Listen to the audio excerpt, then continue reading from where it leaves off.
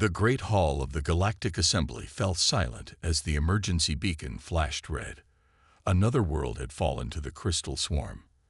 On the massive display screen, the Proxima system vanished in a flash of light, its planets now nothing but food for the hungry crystals. Admiral White gripped the edges of his chair. The old military man had seen many things in his years defending Earth, but nothing like this.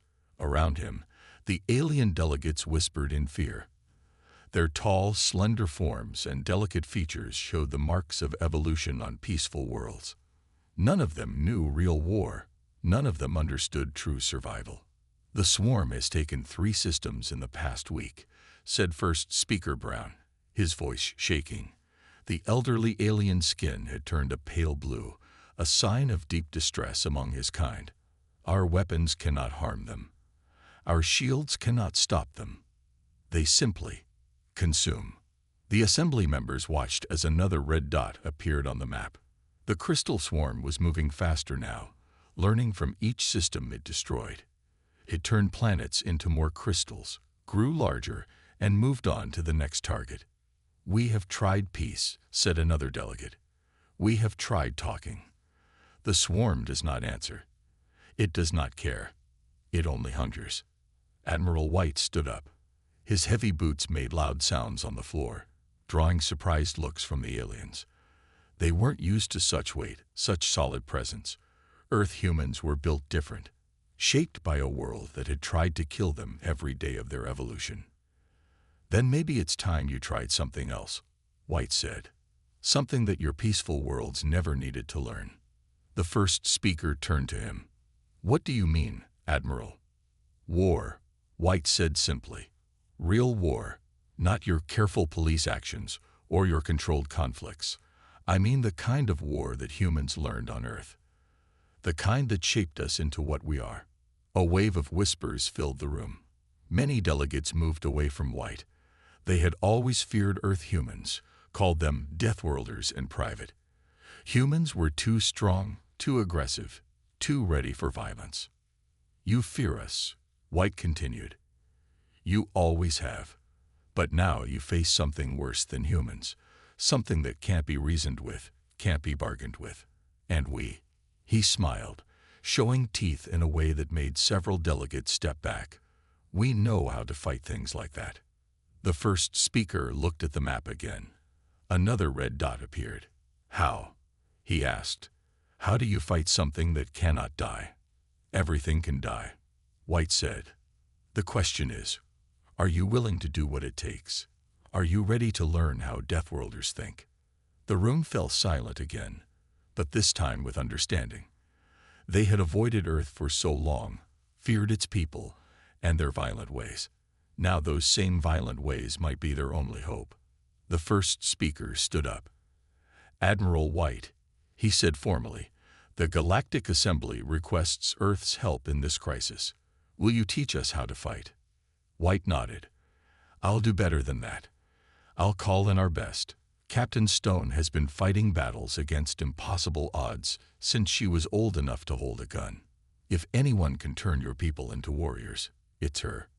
As White sent the message to Earth, he wondered if the Assembly knew what they were asking for. They wanted to learn war, but war would change them forever, just as it had changed humanity. The crystal swarm was about to learn why Earth was called a death world, and the Assembly was about to learn why that wasn't always a bad thing to be. Captain Ann Stone stepped onto the Assembly's flagship and immediately felt the difference. The gravity was too light, the air too thin. Everything was built for the lighter, more delicate alien species. Even the deck plates creaked under her earthborn weight.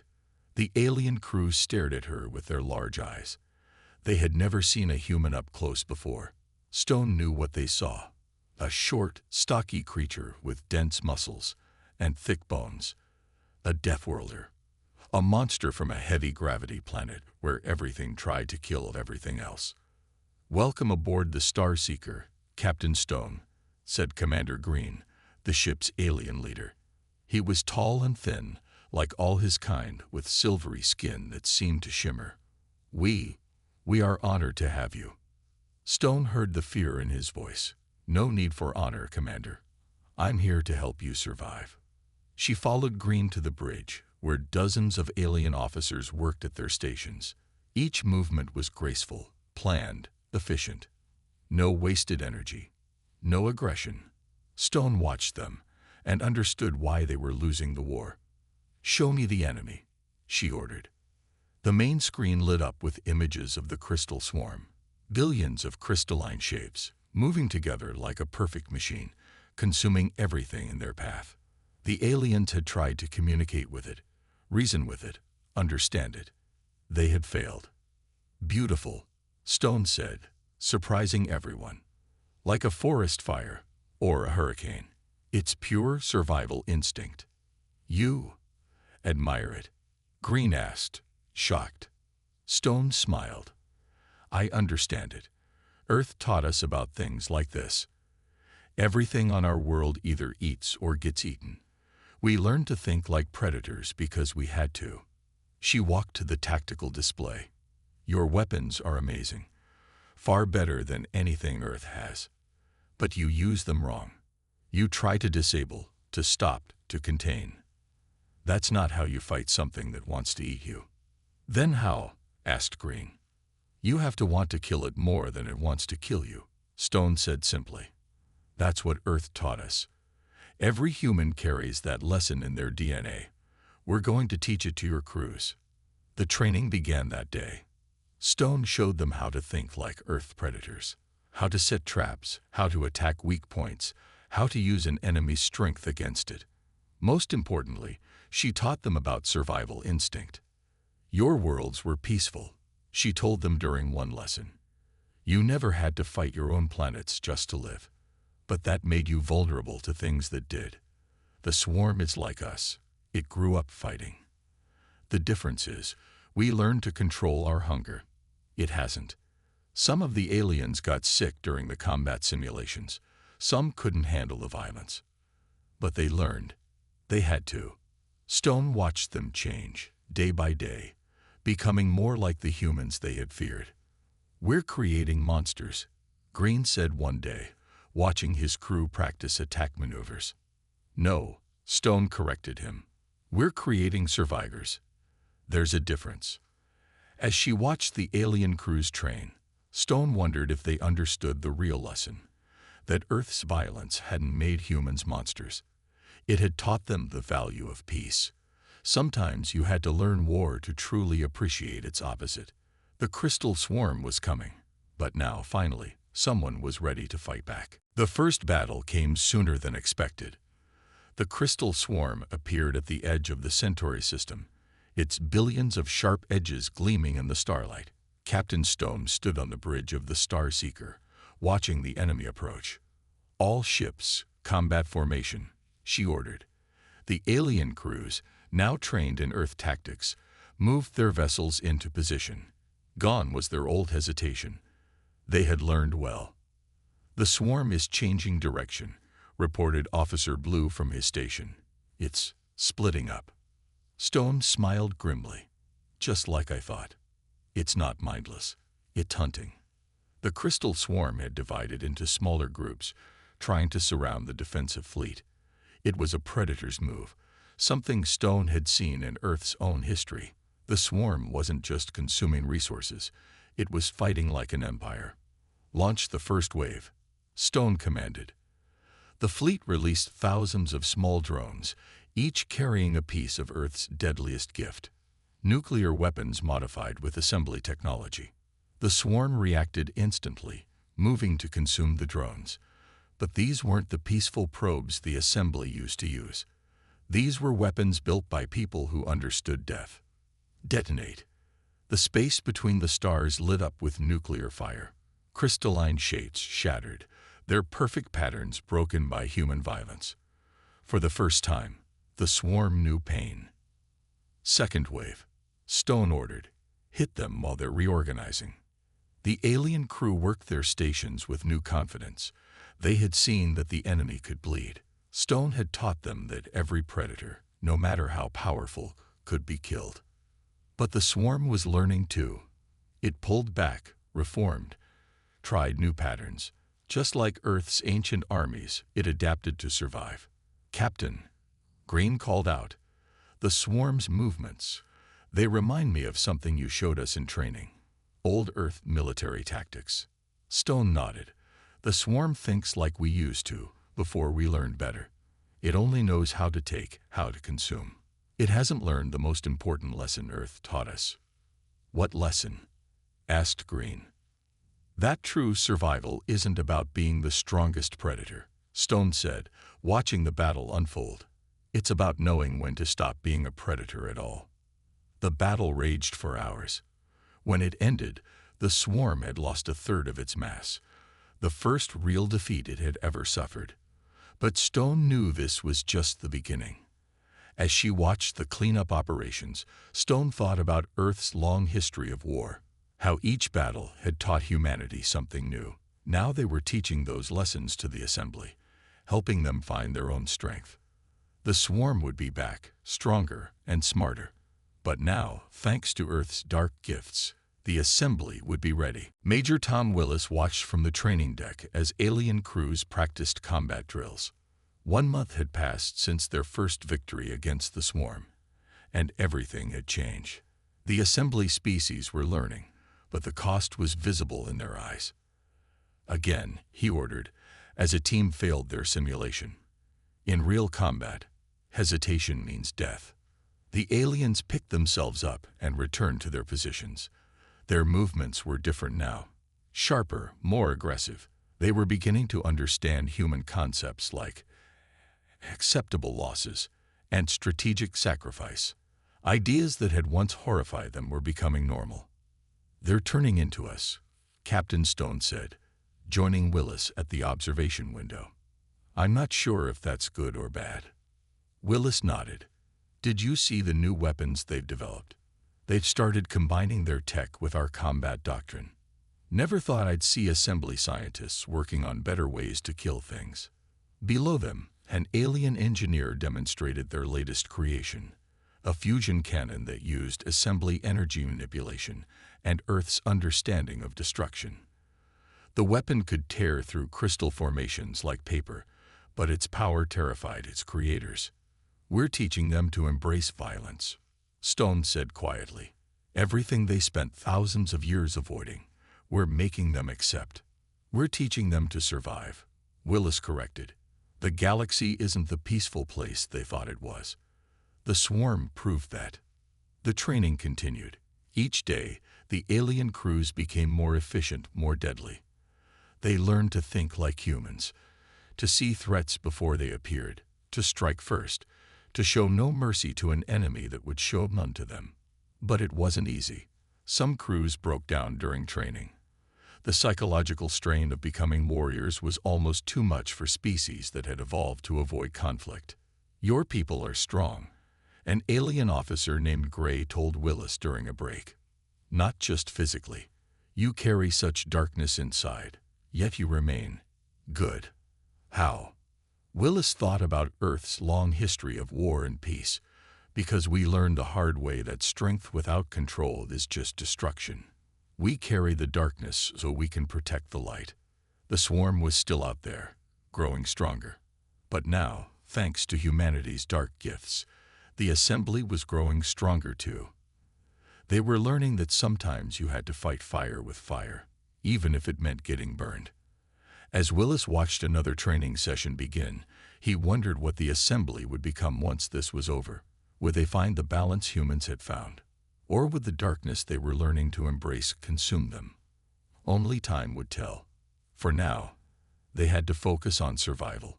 The lessons of peace could come later, if they lived long enough to learn them. The emergency alarms blared through the Star Seeker as medical teams rushed to help another crew suffering from combat shock. Captain Stone watched as they carried away an alien officer who had broken down after ordering a tactical strike that sacrificed 3 ships to destroy a major swarm cluster. 30% of our crews are showing signs of severe stress," Commander Green reported, his own silver skin darker than usual with worry. "They're learning to fight like humans, but their minds weren't made for this kind of warfare." Stone nodded grimly. The Assembly was winning battles now, but at a terrible cost. Their peaceful species were being forced to go against thousands of years of evolution, learning to embrace violence in ways their ancestors never had to. The Council is concerned, Green continued. They say we're becoming too human, that we're losing what made us who we are. You're surviving, Stone answered.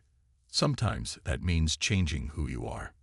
The tactical display showed their latest victory, another swarm cluster destroyed by their new hybrid weapons. But the cost was visible in the debris field of sacrificed ships and the haunted looks in the survivors' eyes. An alien scientist named Dawn approached them, carrying data from their latest weapon test. "Captain," she said, her voice shaking, "we've developed something new. Something that could hurt the swarm more than anything before. But the destructive potential." Stone looked at the specifications and felt a chill. The assembly had combined their advanced energy technology with humanity's understanding of mass destruction. The result was a weapon that would have made Earth's nuclear arsenals look like firecrackers. "We've become better at destruction than you ever were," Dawn whispered. "Is this what evolution feels like? Becoming something new by destroying what you were?" Before Stone could answer, new alarms sounded. The swarm had been detected moving toward another populated system. The crews rushed to their stations, their movements now sharp and predatory, so different from their once graceful ways. "All ships, battle stations," Stone ordered. She watched as the assembly crews prepared for another fight, their faces set with a determination that looked almost human. They had learned well, perhaps too well. As the fleet moved out to meet the enemy, Stone wondered if they had done the right thing. The assembly species were surviving, yes, but at what cost? They were learning to fight like humans, but would they also learn humanity's hardest lesson? That the greatest victory was knowing when to stop fighting. The battle ahead would tell. The swarm was waiting, and with it, another test of what the assembly was becoming. Stone hoped they would find the balance humans had found, between the darkness needed for survival and the light they were fighting to protect. But for now, there was only the next battle, and the price they would all pay to win it. Admiral White stood before the combined fleet commanders, his weathered face illuminated by the holographic display of the swarm's territory. 2 months of battles had taught them much about their enemy, and now he saw something familiar in its patterns. "Look at how it expands," he said, pointing to the map. "Not random, not mindless. It moves like old Earth empires did, taking resources, growing stronger, but always from a central point." Captain Stone stepped forward, her eyes lighting up with understanding. "It's not just a swarm. It's a civilization. A hungry, expanding empire with a core it needs to protect." The alien commanders studied the display, their newly trained military minds seeing what they had missed before. The swarm wasn't just consuming, it was building. Each system it took became part of its structure, feeding resources back to its center. "We've been fighting it wrong," Stone continued. "We've been trying to stop its expansion. Instead, we should make it expand faster." Commander Green's silver skin rippled with confusion. "Make it stronger. That goes against everything we've learned." "No," Stone smiled. "It goes exactly with what we've taught you.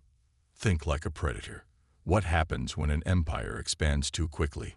"It overextends," said Dawn, the weapons scientist. "Like a creature that grows too big too fast. It can't support itself." White nodded approvingly. The assembly species had learned well. Every empire in Earth's history fell the same way. They got too big, too hungry, too sure of their power. The swarm is no different. The plan took shape quickly. The assembly's advanced technology combined with Earth's ancient military wisdom. They would force the swarm to grow faster than it could sustain, stretching its network thin, making it vulnerable. "The new weapons are ready," Dawn reported. "Targeted gravity pulses combined with fusion bursts. They'll disrupt the swarm's crystalline structure at the atomic level."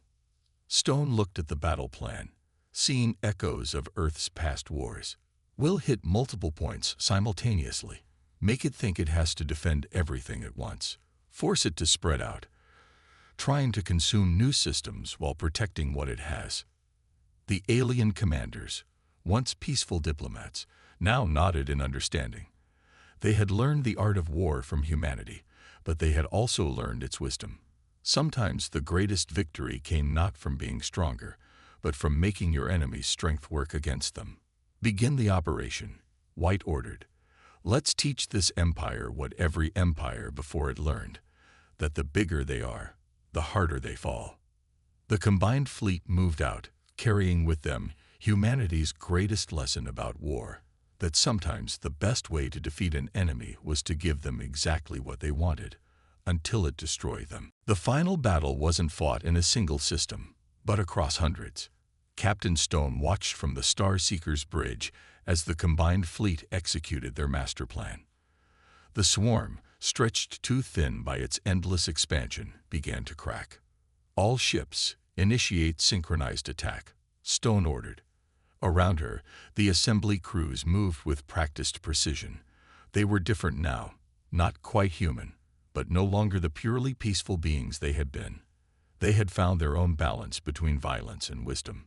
The new weapons fired, sending waves of disrupting energy through the swarm's crystalline structure. Systems that the swarm had consumed began to break apart, their resources no longer flowing back to the core.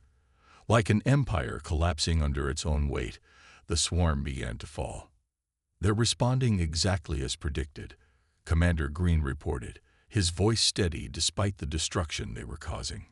Trying to maintain control of too much territory at once. Stone nodded. Every empire makes the same mistake. They think size equals strength, until they learn it can mean weakness. The swarm's response was desperate and violent. It launched attacks across all fronts, trying to maintain its grip on its territory. But each attack weakened it further, spreading its forces thinner, making it more vulnerable. Look at the pattern, Dawn said from her science station. The crystalline structures are destabilizing. The swarm is literally tearing itself apart trying to stay together. The battle raged for days. The assembly fleet took losses, but each sacrifice was calculated, chosen, part of the larger plan. They had learned warfare from humanity, but they had made it their own, combining it with their natural wisdom and advanced technology. Finally, the swarm's core began to collapse. Without its network of consumed systems to support it, the massive crystalline structure that had once threatened the galaxy started to break apart. It's over, Stone said quietly, watching the final destruction. They couldn't handle being too big, too hungry, just like every empire that came before them. The assembly crews stood in silence, watching their enemy die. They had won, but they were changed forever. They understood now what humanity had learned long ago, that sometimes you had to learn violence to preserve peace. In the aftermath, as the fleet began the long process of rebuilding, Admiral White met with the Assembly Council. "You called us Deathworlders," he said. "You feared what we were. But now you understand. Earth didn't make us monsters. It taught us the price of survival and the value of peace." The first speaker nodded. "We have learned much from humanity. Not just how to fight, but when to fight, and most importantly, when to stop fighting. Perhaps it is time for Earth to join the assembly properly." And so the galaxy changed. The peaceful assembly and the warrior humans found a balance between their ways. They had faced ruin together, and in doing so, found something better than either had been alone. The Deathworlders had saved them all, not just through their strength, but through their wisdom. And that was the greatest lesson of all.